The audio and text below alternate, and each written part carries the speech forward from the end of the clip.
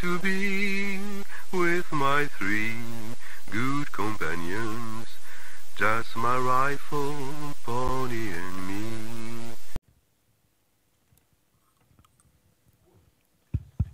Allez, au travail. 2013, Her, Spike Jonze. Merci d'être resté. Cinquantaine de minutes de dialogue. Je pose 2-3 questions et puis ensuite c'est à vous, bien évidemment.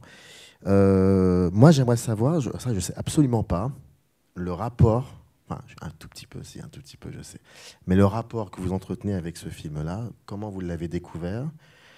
Est-ce que vous l'avez revu plusieurs fois? Est-ce que dès le début ça a été une évidence? J'aimerais bien vraiment, je suis très curieux, ce rapport que vous avez avec ce film, mais aussi avec l'auteur, Spike Jonze. Peut-être tu commences sur. Alors moi, ce sera plus long que toi, je pense. Donc, ouais. Dans ce cas, je commence, je fais vite. Non, voilà. Je n'ai pas un rapport particulier avec Spike Jonze parce que j'ai découvert ces films sur le tard. Heure, pour le coup, je l'avais vu qu'une seule fois. C'est la deuxième fois seulement que je revois le film aujourd'hui et la première fois sur grand écran. Je l'avais vu sur mon petit écran d'ordinateur à l'époque et il m'en reste un souvenir assez mémorable du son. C'est vraiment un grand film de son et c'est assez rare quand même. En général, typiquement les films américains, vous coupez le son et vous comprenez quand même le gros de l'intrigue par l'image et c'est un film qui fait le choix contraire. Ça m'avait beaucoup marqué à l'époque. Moi, ça va être un peu plus long. Déjà, j'ai mis le t-shirt de circonstance. Voilà. J'aime beaucoup. C'est une marque qui s'appelle La Mer à boire et il y en a plusieurs d'autres films aussi. C'est une super marque.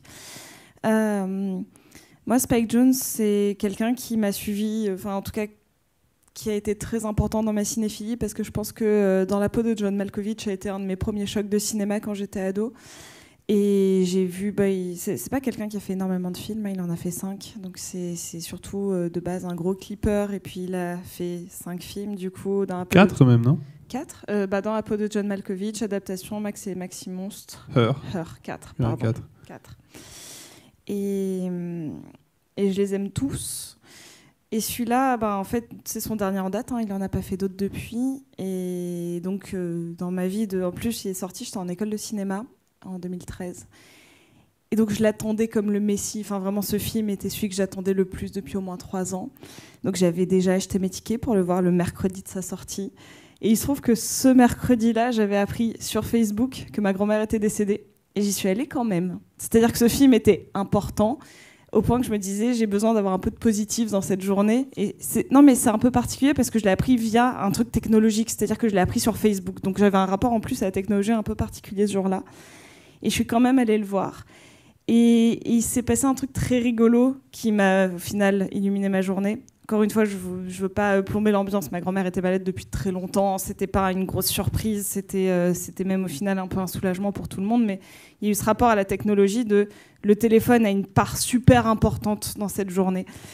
Et finalement, j'ai un souvenir trop particulier de ma séance de Heure parce que moi, je suis prête, je suis là, j'en ai besoin de cette séance. Et il y a 3 couples qui s'installent devant moi.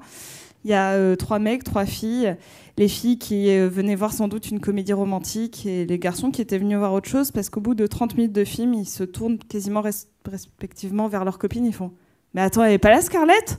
Oh, on s'en bat les couilles un peu, ils sont sortis. » C'est-à-dire que j'ai vu à quel point le film a été marketé autour de Scarlett Johansson et à quel point c'était une icône pop et féminine, sexuelle, qui attirait un public masculin qui en fait a été très très déçu qu'elle ne soit pas à l'écran.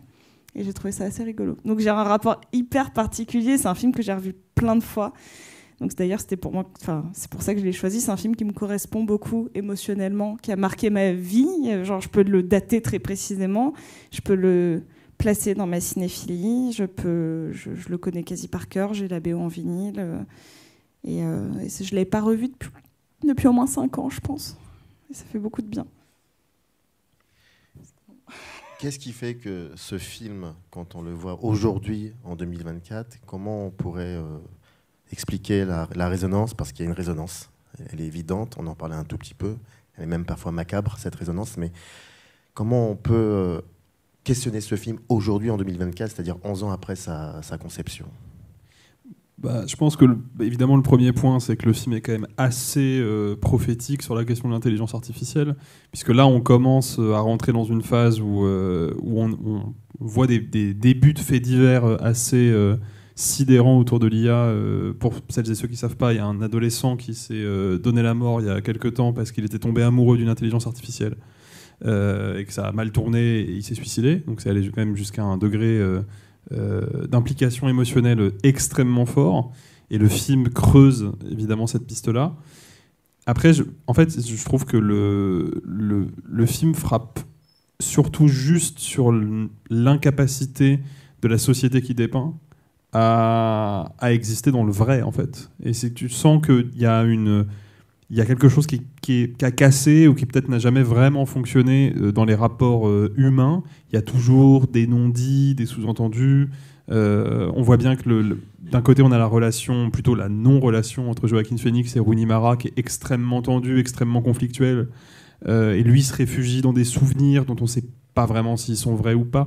Et en tout cas, leur relation est extrêmement compliquée. Il y a la relation entre Amy Adams et son mec qui est très paternaliste, une espèce de toxicité un peu insidieuse, et c'est jamais complètement franc. Donc le film va montrer comme ça des relations humaines qui sont jamais complètement ce qu'elles prétendent être.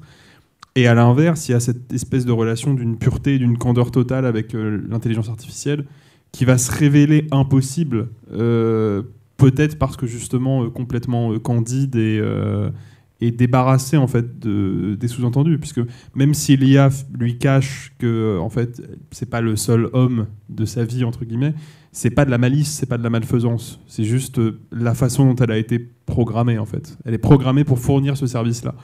Et donc je pense que c'est là où moi ce qui me frappe le plus quand je revois le film aujourd'hui, sa capacité à pointer du doigt sans jamais être dans le moralisme par ailleurs, mais de pointer du doigt que il y a un contact humain qui est difficile à entretenir, difficile à maintenir, et que le piège, c'est de tomber dans la facilité de la technologie, plutôt que d'essayer de quand même renouer le lien et travailler à maintenir et à créer des sentiments véritables avec des êtres faits de chair et de sang, quoi.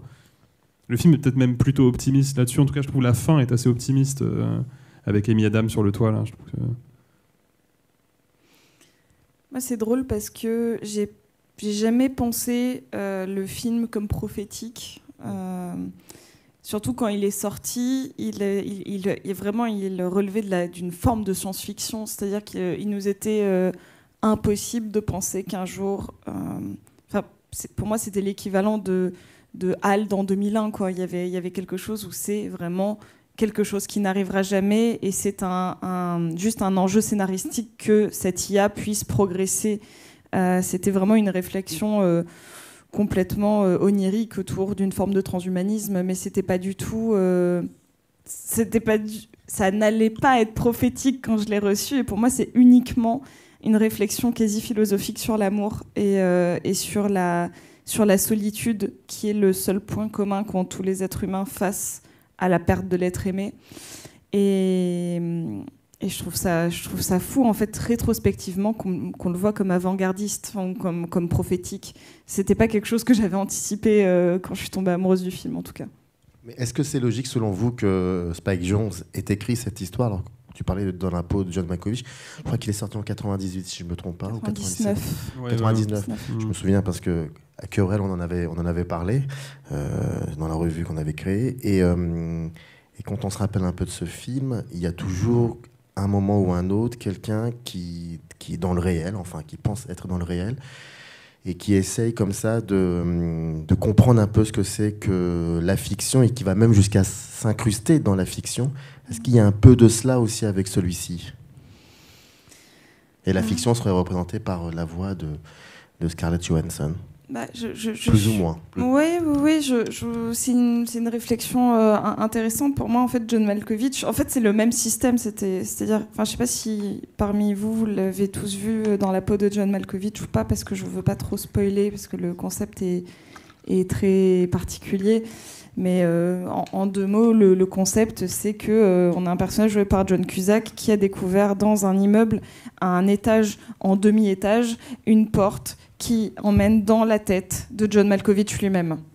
Et comme il est, lui, en couple, dans un couple dysfonctionnel avec Cameron Diaz, mais qu'il est fondamentalement tombé amoureux de Catherine Keener, en fait, il y a une espèce de triangle / triangle plus un amoureux étrange, avec aussi le personnage de John Malkovich possédé par d'autres gens. Pour vous dire, c'est fucked up, et c'est fucked up un peu comme les celui-là. C'est-à-dire, mais pour moi, le point commun, toujours, ce sont des êtres seuls qui tentent de pallier à ça. Et en fait, cette espèce de subterfuge complètement fantastique dans John Malkovich, ici, il est allé dans le cadre d'une espèce de science-fiction, mais pour moi, il est toujours dans un tangible hyper précis, Spike Jonze, ce qui est assez intéressant, je trouve, s'il fait des films aussi oniriques, mais... Après, ce qui est intéressant, c'est de le comparer avec Michel Gondry. Parce que déjà, ils ont tous les deux démarré leur carrière en filmant des scénarios de Charlie Kaufman. Et donc Charlie Kaufman. Et en faisant des clips. Et en faisant des clips. Mais ce qui est marrant, c'est de regarder le moment où ils se sont croisés dans le monde du clip, c'est sur l'album Homework de Daft Punk, puisque Michel Gondry fait le clip de Round the World et Spike Jonze fait le clip de Daft Punk. Et ce qui est drôle, c'est que du côté de Gondry, on est dans la pure expérimentation. Et le but, c'est vraiment de fabriquer une image sans aucune narration qui est là pour être en symbiose avec la musique. Donc vraiment, il se met au service de la musique. Là où on sent chez Jones que déjà, il y a l'envie de raconter une histoire et la musique est presque juste une toile de fond. Et c'est pour resituer, c'est le clip assez célèbre avec l'homme à tête de chien qui a une jambe dans le plâtre et un ghetto blaster et qui se trimballe dans New York. Il va dans une épicerie, ce genre de truc. C'est une espèce de fragment de vie de ce personnage-là où la musique des Daft Punk est vraiment presque comme une bande originale. Et c'est intéressant parce que Jones a beau venir du vidéoclip, et c'est d'autant plus drôle que le film d'avant c'était Détention de Joseph Kahn, qui lui aussi vient du vidéoclip et fait un film très très clipesque. Jones, il m'inspire pas ça pour le coup. Il m'inspire pas quelqu'un qui a des obsessions visuelles. C'est vraiment un narrateur. Et ce film-là, quand même, il y a énormément de choses à dire sur la mise en scène, la photographie, le code couleur du film surtout, qui a une utilisation symbolique des couleurs qui est assez passionnante. Ça reste avant tout une histoire, quoi. Il y a un scénario derrière assez complexe, avec des personnages finement détaillés, donc on sent que c'est quelque chose qu'il a travaillé. Et c'est peut-être pour ça qu'il a pas refait de film depuis, quoi. C'est un peu le scénario définitif. Donc je sais pas s'il reviendra à la réalisation un jour, mais il pourrait finir sa carrière sur un film comme Her. Ça aurait il est du pas bien sens. vieux, hein, il a 55 ans. Ouais, mais ça fait 11 ans factuellement qu'il a rien tourné, quoi. C'est pas vieux encore, 55 ans. Je le dis en connaissance de cause. Mais je rebondis sur ce que tu viens de dire pour revenir sur la petite conversation que nous avions pendant que le générique défilait. Je lui faisais rappeler, je lui disais, mais c'est drôle. Je trouve que c'est un film épuré et la distribution elle est énorme et tu me contredisais donc là et puis tu disais une piste de réflexion qui rejoint un peu ce que dit Alexis. Je t'en prie. Je disais c'est un film qui est faussement simple. C'est un film qui a plein de plans de coupe pour nous inviter à rentrer dans un univers qui est finalement très détaillé. S'il n'y avait pas autant de détails, notamment de direction artistique, de sound design, etc., on pourrait très vite tomber dans ce que j'appelle un mauvais épisode de Black Mirror. Sauf que là, imaginons, là vous vous représenterez très bien le bureau dans lequel il travaille avec ces panneaux de couleurs un petit peu pastel, de quelques couleurs différentes. On voit très bien comment, vous voyez, moi c'est une scène que j'adore, quand il l'emmène sur la plage et qu'on a cette immense plage qui doit être Venice Beach ou quelque chose comme ça, en tout cas vers Los Angeles, et où on a, je pense, 500 figurants allongés, mais c'est pas que des figurants mis là, il va se servir des corps des gens pour faire des plans de coupe sur des doigts de pied avec du vernis, sur quelqu'un d'endormi, pour parler des gens et pour parler d'une forme de corporalité que ne peut pas avoir le personnage de Samantha. Donc c'est-à-dire que même dans le décor, il va s'en servir pour faire de la narration. Donc tout est super détaillé dans son appartement, mais même le jeu vidéo est super beau. Il y a quelque chose où on y croit. C'est très très rare d'avoir des bons jeux vidéo futuristes dans des films. Donc là, il y a quand même des gens qui y ont pensé à ce petit personnage hyper vulgaire qui dit fuck you et qui monte ses fesses. Il fallait qu'il y ait une équipe technique pour le développer. Et je pense que c'est ça qui fait la réussite globale, parce que si je l'ai choisi aussi, c'est parce que Je trouve que le film est en train de perdre de sa superbe dans la tête des gens. C'est-à-dire que c'est un film qui va faire un gros coup dans la communauté cinéphile, en mode c'est quelque chose, le nouveau Spike Jonze. Et là où je trouve qu'Eternal Sunshine continue à avoir à être au top dans beaucoup de cœurs, je trouve que Her, on en parle moins. Ça y est, il commence à passer Est-ce un que peu. tu as une idée de pourquoi ce film, on en parle moins, selon toi? Eh ben, je sais pas. Non, c'est une vraie question. Je me suis Est-ce que, alors pour le coup, moi, c'est une piste, hein, ça, je ne suis pas sûr, mais est-ce que le fait que le film se repose essentiellement sur finalement du verbe, c'est-à-dire quelqu'un qui écoute une voix et qui lui répond, et que toi, dont tu parles de plan de coupe,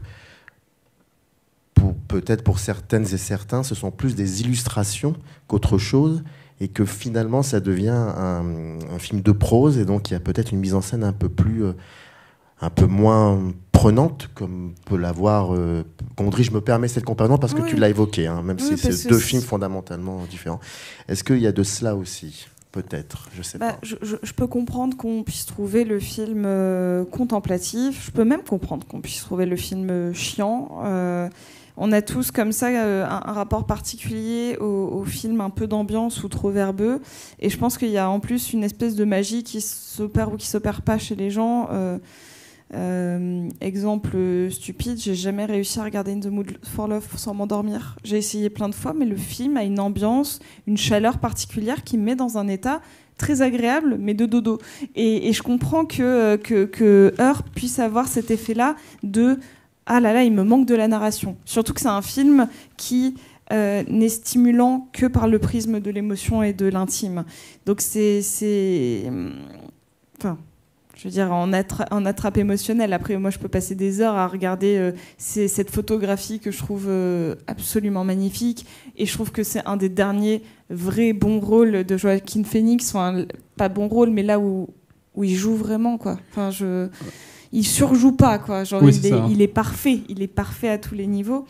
Et je sais pas, je pense que c'est peut-être un film un peu plus compliqué à aborder que Eternal Sunshine. Et pourtant, je trouve le film très drôle aussi. Mais c'est un film plus intellectuel, Her, je pense aussi. Un peu. Parce qu'Eternal Sunshine, il y a évidemment toute la. Ça veut dire quoi, un film intellectuel? Disons que c'est un film qui, quand même, nécessite de cogiter un peu pour avoir un impact. Ouais. Si tu prends... En fait, Eternal Sunshine est un film qui repose évidemment sur des concepts, ou plutôt sur des hypothèses scientifiques, le monde des rêves, le monde des souvenirs, la mémoire, tout ça.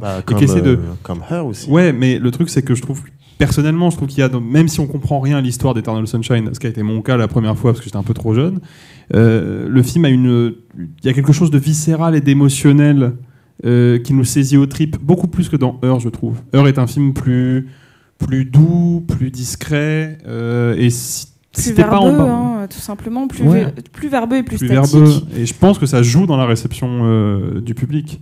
C'est pas un gigantesque succès au box-office, Her, par exemple. Ça marche pour ce que c'est, mais c'est pas un gigantesque succès, quoi. Ouais. Je t'avoue que je sais pas. Pour moi, c'était... Alors moi, je vous propose, peut-être qu'eux, ils savent. Donc on va, oui, bien sûr. On va vous écouter. Questions, doutes, engueulades, je ne sais quoi. C'est à vous. Sinon, je vais monopoliser la parole. Donc, oui. Merci. Deux remarques. En fait, c'est un film où, majoritairement, on n'a pas de contre-champ, parce que la plupart du temps, c'est Joaquin Phoenix qui est en train de parler avec Scarlett Johansson. Ouais. Et donc, on voit Joaquin Phoenix, où on voit le point de vue de Joaquin Phoenix. Et c'est assez intéressant dans la mise en scène, parce que finalement, c'est assez déroutant par rapport à une mise en scène classique.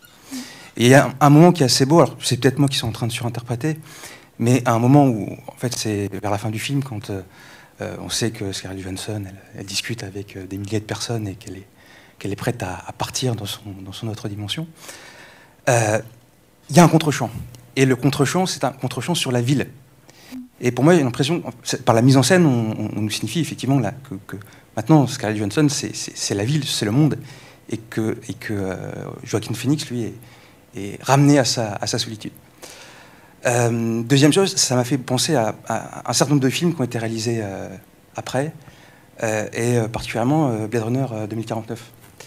Je pense à la scène où le plan A3, si on peut dire ça comme ça, où ça se passe pas bien du tout, voilà, et qui en contraste total avec une scène du même type dans Blade Runner 2049, où au contraire on a effectivement une incarnation de l'IA et une volonté de faire l'amour, voilà, d'incarner cet amour avec l'intelligence artificielle.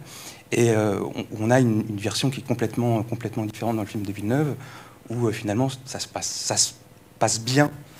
Voilà, et c'est. J'irai peut-être pas jusque-là quand même, mais.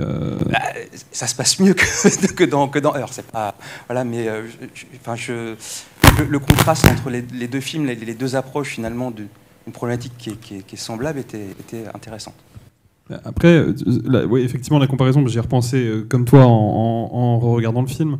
Mais le truc, c'est que il y a une erreur pour moi que fait Villeneuve. Alors, c'est pas une erreur, mais c'est une faute de goût dans cette scène-là. C'est qu'en fait, il va surexpliquer ce que Heure suggère, quoi. C'est-à-dire qu'on a ce personnage d'Anna de Armas qui va littéralement recouvrir le corps de l'autre fille. Donc plastiquement, c'est super intéressant, mais ça surligne un petit peu trop le vertige que le personnage est censé ressentir, et du coup, on le ressent pas. Alors que là, moi, c'est une scène qui me met profondément mal à l'aise, simplement parce que, et ça joue sur un effet qui est vieux comme le cinéma lui-même, quoi. En tout cas comme le cinéma parlant, qui est le décalage entre l'image et le son. J'entends quelqu'un parler, et les lèvres bougent pas. Et mon cerveau ne comprend pas ce qui se passe, en fait. Il y a un truc vraiment puissamment vertigineux dans cette séquence-là. Et c'est un peu, je trouve, tout le film est un peu cette image-là. C'est souvent des effets très simples, mais qui sont utilisés au moment juste, et qui du coup fonctionnent. Et pour moi, ce décalage image-son, il est utilisé au moment juste, et du coup, ça provoque un sentiment de profond malaise. On a envie que la scène s'arrête. Enfin, je sais pas pour vous, mais moi j'avais vraiment envie que la scène s'arrête. Je me souvenais pas qu'elle était aussi longue d'ailleurs. Mais je suis d'accord, la comparaison avec Blade Runner est pertinente. Mais je donnerais le point à Heure, émotionnellement parlant. Tu vois. Je poursuis malgré tout sur le fait que ce soit chez Villeneuve ou chez Gondry ou chez Jones ou autre, on peut jamais tout à fait regarder un film avec les mêmes coordonnées. Et quelque part, les coordonnées dans lesquelles Villeneuve me place me permettent d'appréhender et d'apprécier sa scène et puis son film en général. Là où Jones joue dans une sphère qui est complètement différente. Et pour répondre un peu à la question de Samir sur ta remarque que je trouve très, très juste, même si je n'utiliserai pas les mêmes mots, mais là où Gondry et quelque part Villeneuve aussi sont plus intello, au sens où ils vont manier tout un ensemble de concepts qui vont parfois surligner effectivement et qui vont parfois incarner. Jones, en fait, comme tu dis, Sophie, en fait, crée une chimie dans laquelle on est pris ou on n'est pas pris. Et c'est là où je trouve que le film est vraiment passionnant, c'est que passionnant en tant qu'expérience dans le temps, c'est qu'étant donné qu'on ne peut jamais tout à fait regarder un film à partir du même endroit ou du même état émotionnel, à moins d'avoir un fétiche dessus, et encore, je pense que c'est pas possible de le voir de la même manière à chaque fois. Enfin, je veux dire, moi je sais que le film m'a plu énormément quand je l'ai découvert il y a 10 ans, et j'aimais pas la fin parce que narrativement je voulais qu'il aille ailleurs, alors qu'aujourd'hui, bon là c'est la 3e ou 4e fois que je le vois, mais et à chaque fois je bataille, aujourd'hui il me tombe des yeux pour plein de raisons. Même si visuellement il y a tout un ensemble de choses stimulantes, mais la fin me rattrape. Donc c'est là aussi où c'est intéressant de voir comment on évolue avec un film.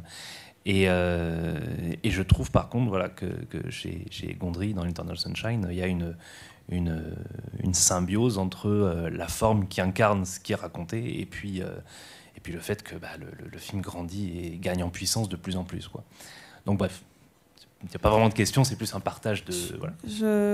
Alors, petit 1, Eternal Sunshine étant un film parfait, c'est compliqué de faire mieux. En même temps, moi, il y a... tu vois, j'entends ta réflexion autour du on voit jamais un film exactement au même endroit. Moi, Heure, il y a un truc où à chaque fois je me dis putain, ça c'est brillant. Et ça, peu importe mon évolution sur le reste du film, Pour moi, en fait, c'est vraiment Amy Adams qui nous donne la clé de lecture du film. S'il doit y avoir une clé de lecture, c'est que personne ne peut comprendre une autre personne amoureuse. Ce qui nous place, même en couple, dans une forme de solitude qui est... et ça, je trouve ça pour le coup très intello comme réflexion. Depuis mon tout premier visionnage, il y a une scène qui me bouleverse et qui me vraiment... Il y en a même deux, mais qui vraiment me brise le cœur en 10 000 morceaux. La première, c'est quand ils font l'amour pour la première fois avec Samantha et que d'un coup, en fait, l'écran devient complètement noir et qu'on reste avec l'audio, qui pour moi me dit qu'en fait cette scène n'existe pas. Cette scène n'existe pas, elle peut pas vraiment exister parce que leur sentiment a beau être vrai, elle ne pourra jamais être concrétisée. D'un coup, en fait, ils nous donnent la clé du film. Et la deuxième, c'est quand elle le guide. Quand elle le guide dans cette espèce de fête foraine, donc la scène arrive juste un peu avant d'ailleurs, et que les gens le regardent un peu bizarrement, ils se moquent pas vraiment, mais en tout cas ils le regardent avec une interrogation interrogation en mode qu'est-ce qu'il fait avec son téléphone là comme ça, les yeux fermés, pourquoi il a l'air d'être si heureux. Mais il est vraiment heureux. Et cette relation, pour lui, elle est vraie. Mais les gens de l'extérieur verront toujours quelque chose de profondément atypique. Et je pense qu'en fait, il ne parle pas juste de l'amour technologique, c'est pour ça que je n'ai jamais vu comme prophétique, mais juste quand on voit deux personnes amoureuses. D'ailleurs, il le dit dans une de ses lettres. Je regardais un couple dans un restaurant et j'avais envie de les frapper parce que tu n'es pas là. Il dit ça dans je ne sais plus quelle lettre au début. Je pense que profondément, on ne pourra jamais comprendre n'importe quel couple qu'on va voir dans la rue parce qu'on n'a pas leur passé, on n'a pas la sensation de leur peau qui se frôle, on n'aura jamais leur partage de goût, on n'aura jamais leur passif aussi tragique que comique, que sentimental ou sexuel. Et donc on aura toujours un regard très extérieur et il y a des trucs qu'on va trouver ridicules, leur surnom, leur manière de se toucher, de s'embrasser, on va les juger d'une certaine manière. Et le film nous invite à nous mettre à la place d'une relation que fondamentalement on trouverait ridicule. Et pourtant, on commence à avoir une forme d'empathie pour ce mec-là qui a développé des sentiments qu'on ne peut pas remettre en cause comme réels. À aucun moment on se dit que lui, il n'est pas amoureux de Samantha. Est-ce que vraiment on le voit rire, souffrir, jouir ? Enfin, vraiment, il y a toute la symbiose, même faire des activités de couple. Il part en vacances avec elle, il part avec des potes, genre ils font un pique-nique. Il n'y a aucun moment où cette relation n'est pas véritable. Et ça, c'est un truc que j'ai eu toujours, c'est ça, on ne peut pas le remettre en cause. Et c'est pour ça que maintenant, limite, il vieillit moins bien, parce qu'on se dit, bah ouais, c'est plausible. En 2013, on se disait, c'est ridicule, mais Spike Jonze, il me force à croire dans cette relation. Et ça, je trouve ça dingo. Je vais vite, parce que je crois qu'il y a quelqu'un d'autre qui veut... Là où je prends un recul différent, c'est que je me dis, Heure présente tout un ensemble de situations, mais ne pose jamais clairement la question fondamentale, tout en la suggérant, de qu'est-ce qui différencie un sentiment humain de ce qu'on peut imaginer être un sentiment d'IA. Là-dessus, vraiment, je ne vais pas m'étaler, mais quand Spinoza détermine que les deux attributs de l'être humain, c'est la pensée et l'étendue, c'est-à-dire l'étendue en tant que corps dans l'espace et la pensée en tant que un attribut non spatial, mais eh bien, je trouve que Ghost in the Shell pose clairement cette question-là, du point de vue de Léa, étant donné que Samantha serait quelque part un peu le virus, je ne sais plus comment il s'appelle dans Ghost in the Shell, mais qui cherche à rentrer en symbiose avec la Major, qui est le corps du personnage principal. Et je comprends et je trouve beaucoup plus stimulant intellectuellement Ghost in the Shell. Et c'est là où je reviens sur toujours le même... je bute sur la même chose, c'est que Heure, en fait, ne s'embarrasse pas de cette question-là. Et tant mieux, c'est ses propres coordonnées. Et c'est là où, que moi, à titre personnel, ça me parle moins, c'est mon problème. Mais voilà, c'est juste que ça m'intéresse à chaque fois de le revoir, de le resituer là où il est, et de dire, là où il est, il fonctionne. Et puis après, tant pis pour moi si la symbiose se fait pas toujours, quoi. C'est marrant parce que juste la séquence que tu décris, la séquence d'amour sur fond noir où toi tu vois une impossibilité, moi c'est exactement l'inverse.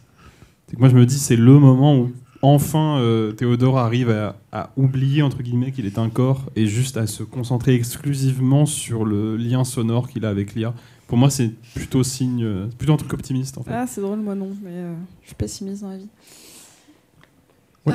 C'est pour demander, est-ce que, à votre avis, c'est le personnage principal? En fait, on voit pas vraiment sa personnalité, on n'a pas d'informations, on sait pas ce qu'il aime faire, on sait quel métier il fait, mais c'est un métier qui n'existe pas vraiment, qui nous situe pas exactement. Est-ce qu'il est épuré comme ça pour nous laisser s'identifier ou le mettre à la place de quelqu'un d'autre? Ou est-ce qu'au contraire, quelque part, il décrit vraiment exactement un type de personne auquel il pense, peut-être qui lui ressemble ou qu'il a déjà rencontré? C'est drôle parce que je le considère pas spécialement comme épuré, ce personnage-là.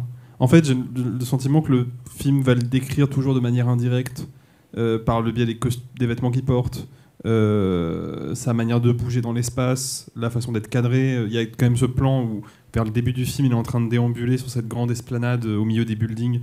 D'ailleurs, je crois que ça s'est tourné à Shanghai ou une ville d'Asie, en tout cas une grande métropole d'Asie.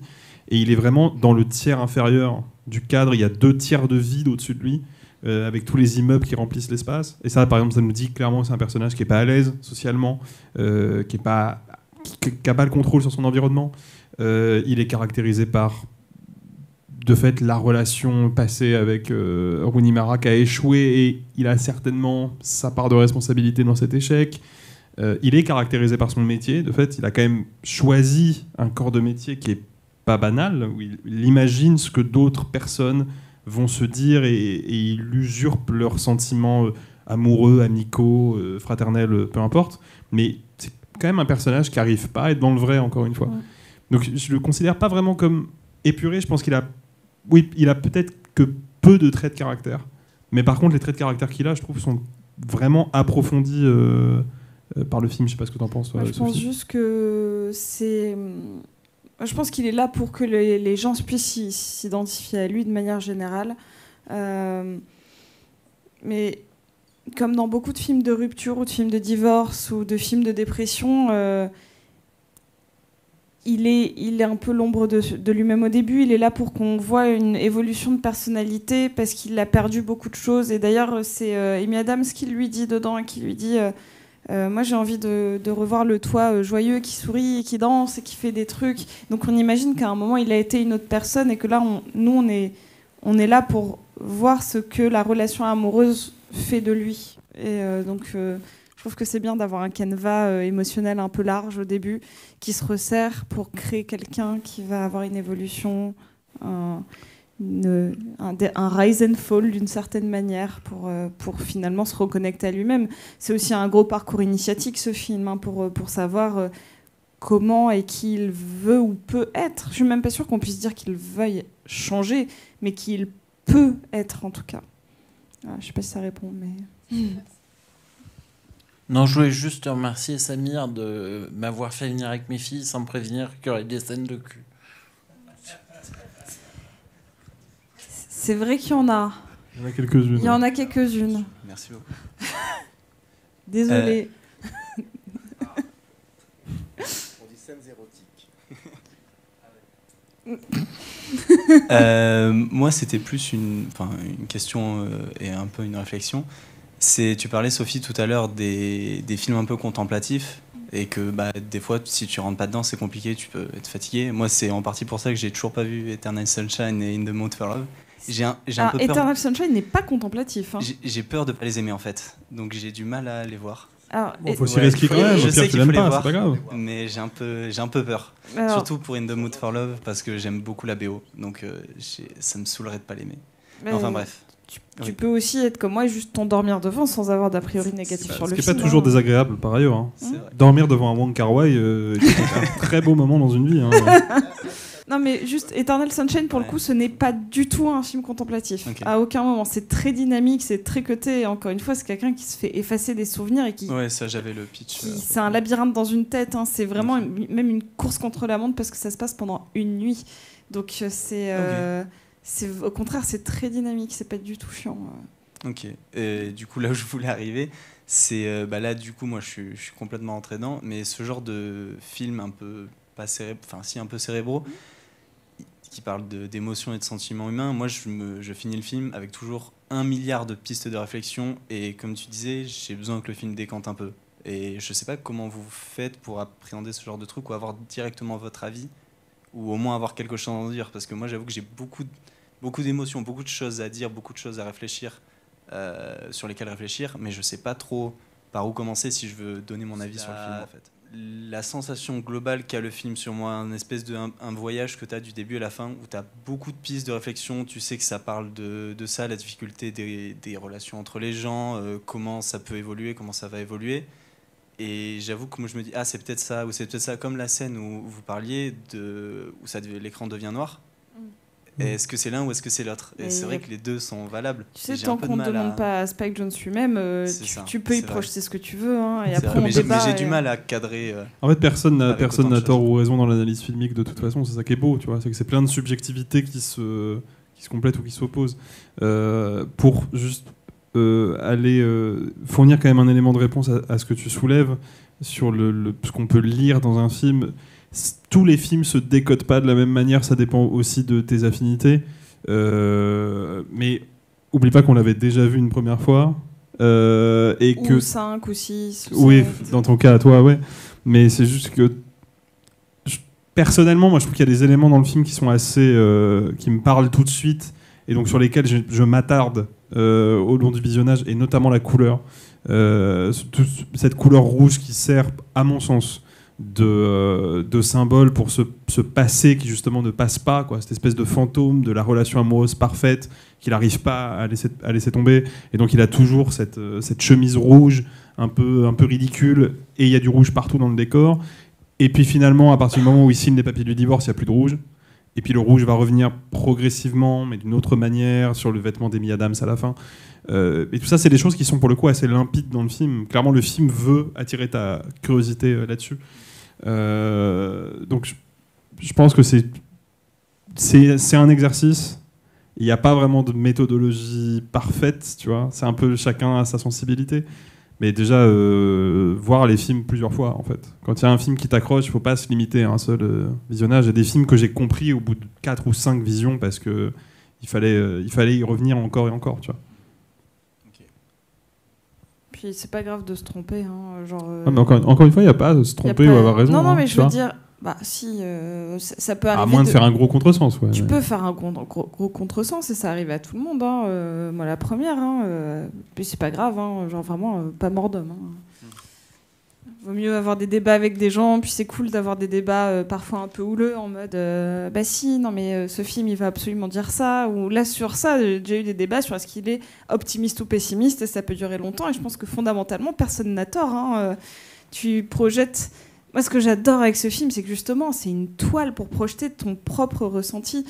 C'est comme, j'aime bien le comparer avec Eternal Sunshine parce que c'est mon film préféré, mais Eternal Sunshine, il y en a qui voient un film profondément positif et d'autres complètement hardcore, déchirant.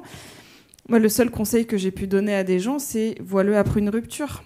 Et ça semble horrible, mais en même temps, moi, je l'avais vu la première fois à 14 ans, à 13 ans. À 13 ans, bah, j'ai rien compris parce que j'avais jamais été amoureuse à 13 ans. Puis je l'ai revu à différents stades de relations amoureuses, et en fait le film prend des couleurs différentes. Est-ce que j'avais tort à 13 ans? Non, j'avais pas tort, je l'ai juste pris comme une aventure quasi surnaturelle dans un... Genre c'était... il était une fois la vie, mais dans une tête, quoi. Genre c'était pas du tout cette espèce de grand trip onirique, philosophico-amoureux qui me paraît aujourd'hui être une des plus belles réflexions sur le souvenir et sur ce qu'il en est.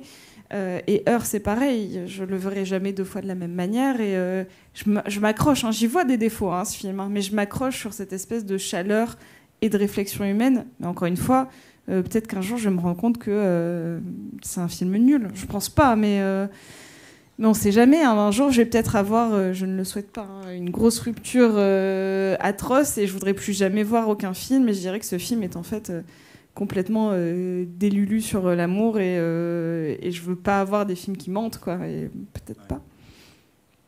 Ok, merci beaucoup. Mais c'est vrai que rien que vous écoutez débattre sur les films, déjà ça permet de se cadrer un peu mieux quand t'es un peu perdu sur ce que tu penses. Tu dis ah oui, c'est vrai que ça, je l'avais vu comme ça.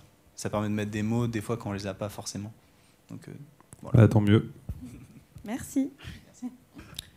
Est-ce qu'il y aurait d'autres questions?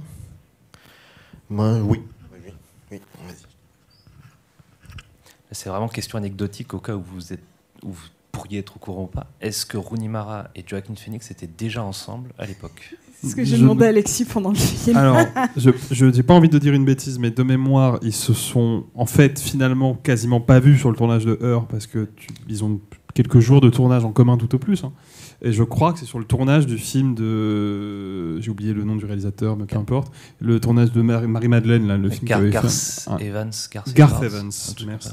Je crois que c'est sur le tournage du Marie-Madeleine de Garth Evans qui se sont mis ensemble. C'est un truc assez récent, je crois. Et ils ont même donné naissance à un être qui est donc la réincarnation du Christ. Hein, puisque, oui.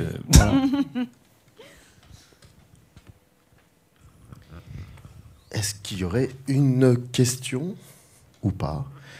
Moi, j'en ai une dernière. Allons-y. C'est Arcade Fire. Oui. Il faudrait peut-être qu'on parle de ça. Parce qu'à un moment, tu disais que tu avais été, qu'il y a quelque chose que qui continue de t'impressionner, c'est la manière que Spike Jonze a de capter tout cela avec une certaine justesse. Et moi, je me demande la place, la position de cette musique d'Arcade Fire. Est-ce que finalement, ça devient un élément aussi de mise en scène dans le film, dans ce film-là en l'occurrence? Bah oui, je pense. Et en plus, moi, il y a un jeu qui fait avec la BO que je trouve super. C'est que comme à 2-3 moments, il va expliciter que l'IA, jouée par Scarlett Johansson, compose des morceaux elle-même, il y a forcément un doute, un moment qui naît dans l'esprit de ces musiques que j'entends, est-ce que le personnage ne les entendrait pas aussi, en fait? Est-ce que tout ça, c'est pas soit la musique qu'il écoute, puisqu'il a toujours une oreillette fichée dans l'oreille, soit carrément des musiques composées par l'IA? En fait, ça offre, je trouve, un ancrage à la bande originale que d'habitude on n'a pas. Et c'est pas grave, c'est un pacte, hein, on accepte que le film qu'on va voir, il y a de la musique qui en fait n'a rien à foutre là. Si on allait au bout de la réalité, ça fait aucun sens. Mais là, je trouve qu'il arrive, il est assez malin, il arrive à sous-entendre une potentielle justification de pourquoi cette musique est là. Et du coup, je me dis, si effectivement cette musique, elle existe dans le film, dans l'oreille du personnage, c'est qu'il fait le choix de l'écouter. Pourquoi il choisit ce genre de musique-là? Ça m'offre des pistes de réflexion supplémentaires sur la caractérisation du personnage. Ça rythme le montage du film. Le tempo du film, qui est un tempo quand même assez lancinant. Moi, je suis persuadé que ça vient de la musique d'Arcade Fire. Les morceaux d'Arcade Fire qui ressemblent un peu à du Eric Satie par certains moments. Ce côté piano très lent, touche après touche, puis qui s'emballe un peu, puis qui revient. Très, très mélodieux. Mais oui, je pense que on peut complètement... de manière générale, il faut considérer, je trouve, la musique, pas nécessairement comme de la mise en scène au sens strict du terme, mais comme un élément de langage cinématographique. Ça, c'est clair, c'est pas juste là pour faire joli.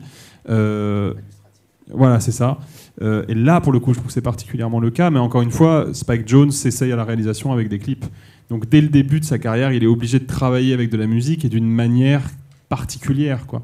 Parce que les clips sont quand même censés être là pour vendre des morceaux.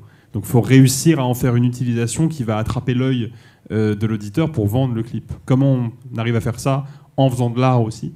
Il a fait des clips pour Arcade Fire, notamment. Il a fait des clips pour Arcade Fire, pour LCD Sound System, Chemical Brothers, enfin toute la clique électro, rock, pop des années 90-2000, il a travaillé avec. Et clairement, il a gardé le bon aspect du clip, de comment je fais exister cette musique, comment je lui donne du corps, comment je la rends signifiante, en fait. J'ai un petit truc à ajouter. C'est pendant ce débat, après, je me posais la question, si le film sortait aujourd'hui, est-ce qu'on dirait pas qu'il est un peu pro-IA dans un contexte où, particulièrement à Hollywood, il y a tout un truc dû à la grève des scénaristes par rapport à l'écriture, sachant que lui, il écrit des lettres, mais elle écrit aussi des messages qui sont complètement générés, puis elle fait de la musique générée par intelligence artificielle. En fait, c'est bête, j'ai pas de réponse, hein, si ça se trouve. Mais comment serait perçu le film s'il sortait aujourd'hui? Je veux pas dire par tout le monde, hein, mais Vraiment, ça m'a. Je pense qu'aujourd'hui, si le film posait problème, il y aurait déjà eu une pétition sur Twitter ou je ne sais quoi, et on l'aurait déjà retiré. Donc le film, ça va pour l'instant. Non, mais je voulais dire vraiment, s'il avait été produit dans le contexte maintenant, je pense que personne va revenir sur. Encore une fois, je pense qu'à l'époque, on était à l'iPhone 4, donc y a la question de. Ouais. On disait même pas de l'IA, on disait vraiment une forme d'intelligence artificielle. Moi, je me demande si le film serait pas finalement plus à l'heure de son époque s'il sortait aujourd'hui. Parce que mine de rien, l'IA, ça divise en fait. Entre ceux qui trouvent ça vraiment super, ceux qui trouvent ça diabolique, ceux qui, comme moi, vont être au milieu et dire il y a vraiment des usages pourris, mais c'est quand même vachement pratique, donc il faut trouver le juste milieu. Et en fait, le film parle de ça, de qu'est-ce qu'on peut retirer de positif de cette expérience-là. Est-ce que c'est vraiment un truc si mauvais que ça de tomber amoureux d'un ordinateur ? Est-ce que ça lui a pas quand même offert la possibilité de grandir ? Et en même temps, est-ce que c'est pas un peu malsain ? En fait, il ouvre tout un champ de réflexion, et comme il tranche pas, je pense que s'il sortait aujourd'hui, il s'accorderait parfaitement avec le champ de réflexion qui a été ouvert récemment par les véritables intelligences artificielles. Oui, mais depuis Terminator, Terminator est plus binaire sur la question. On sait à quoi s'attendre, donc on va dire que ça nous fait du bien, celui-ci. Ouais. Donc voilà. Bon, est-ce qu'il y aurait... Moi, j'aime bien... une dernière, c'est pas possible. En fait, comme tu as parlé d'Arcade Fire, ça me fait penser à une réflexion que je me fais dès le début, quand il y a la chanson de The Breeders qui quasiment ouvre le film. Alors, je sais plus, Alexis, si c'est toi ou Simon, et je sais plus à quel moment vous aviez pu évoquer ce truc-là. Simon Rio, oui, bien sûr. Ouais, Simon Rio, je fait partie de réalisation. Non, mais c'est vrai, je resitue. Le fait de comparer organiquement un objet filmique avec un objet musical. Je crois que c'était moi, mais je ne vais pas me jeter des fleurs si jamais c'est pas le cas. Donc oui, c'est pas faux. Et en fait, je me dis que Her est presque à un niveau quasi caricatural, un film qui ressemble parfaitement à un album folk ou un album indie typique du style en fait de groupe avec lesquels Jonesy, Gondry et sa génération a pu travailler, quoi. Ouais, c'est plutôt une bonne remarque, je suis assez d'accord. Moi, j'irai pas jusqu'au côté caricatural néanmoins. Non, mais c'est juste. Mais c'est très appuyé. Radical, quoi. Voilà. Ouais, c'est très appuyé. Ça aurait été plus caricatural si ça avait été Sigur Rós à la musique. Ouais. Voilà. Là, ça aurait été plus, et je dis ça, il y a plein de films avec de la BO de Sigur Rós que je trouve dingue, même du Captain Fantastic ou des trucs comme ça qui sont très typés Sundance. Arcade Fire, déjà, ils sont beaucoup plus rares à la BO. Oui. Voilà. Alors que Sigur Rós, c'est dans Beetlejuice 2. Ce qui est vrai. Incroyable. C'est vrai. Exactement. On est bien d'accord. Bon. Surtout. On dirait ma playlist un rock de début 2000, je crois, quand vous parlez de quoi. Allez. On va s'arrêter là, mais on peut continuer à en parler dehors. Merci beaucoup Alexis Roux, Sophie Grèche d'être venus pour nous parler de ce film, la projection de ce film. Merci beaucoup à vos interventions, c'était un plaisir. On se retrouve dans une demi-heure, 30 minutes, pour voir un film des années 90, Kids Return de Takeshi Kitano, avec la revue Querelle. Merci, bon café ou bon autre chose, je sais pas. À dans une demi-heure. Merci beaucoup. Merci. Merci. That's where I long to be, with my 3 good companions, just my rifle, pony and me.